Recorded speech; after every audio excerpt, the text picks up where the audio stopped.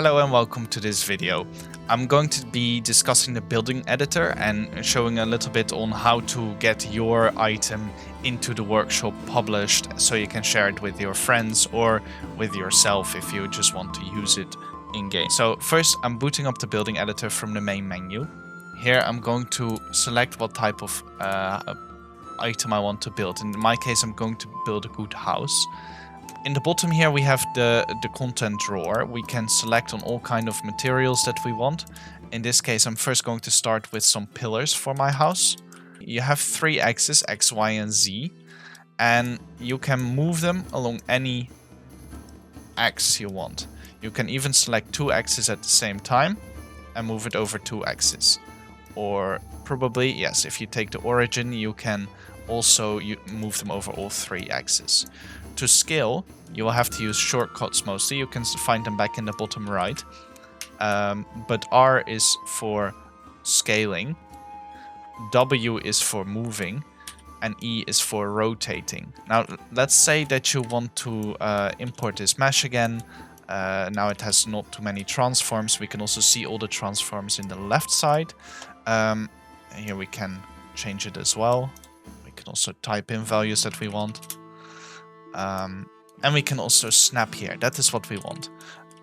Especially the moment that we want to make, for example, good 90-degree angles, like right here.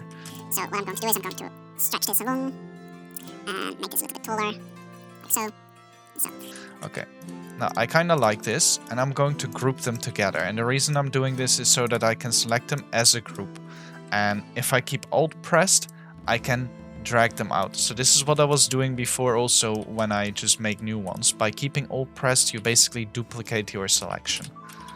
I'm going to do that again, but this time rotating it instead of spreading it out normally. As you can see, if I'm now going to scale them, it doesn't work as well. So here I will just have to ungroup my group. I first should put on the snapping. So I'm putting on the snapping so it snaps to the 90-degree angle that I want. And from here I can indeed import it correctly. I'm going to put one at the bottom here because I want one there, and I'm going to put one behind here and I think up there. Then I am finishing my building with some additional little items. As you can see, some of the materials they update, most do actually, based on how the meshes are stretched. So if I increase the size of this mesh, it will automatically update the material instead of stretching it, which is like super useful. Let's see, we can also import larger structures if we want. In this case, you can see that the material is being stretched. So it is important to notice that here, if we would make it really long, it would start to look a bit ridiculous. I'm not going to completely fill this for one last purpose. Let's see. I don't want to do too much because I want this tutorial to be quite quick, because it's nicer if you're quickly on your way yourself, building the thing that you want to build instead of see me building something silly that is easy to make with too little effort in it, really.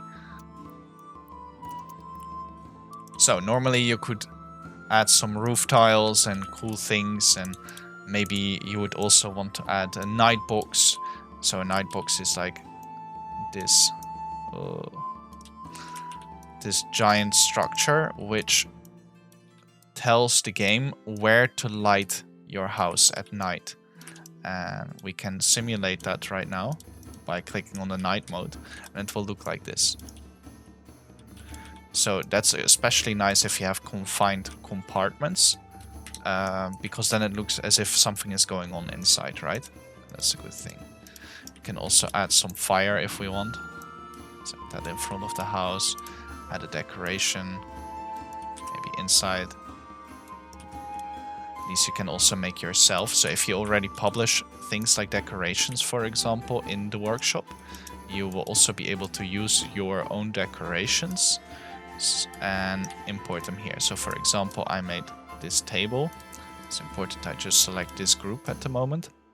If I want to change individual components of the group, I should ungroup them first. I'm going to dependently rotate them so they all go at the same rotation. And if I'm happy with what I created, even though this is of course rather abysmal, I will want to, let's see, why can I not? Some meshes are outside the border. Okay, clear. I need to probably push these in a little bit. Good. So the building has its own border. That's to make sure that it doesn't become completely unbalanced, and it would look really weird in game if you have a very tiny hut but it takes up a lot of space. So now I can go into the build phase. This is quite an interesting mechanic where we can basically tell the game how it will be constructed later. I am not going to put too much effort here, I think, because I'm mostly lazy. Let me put this one up.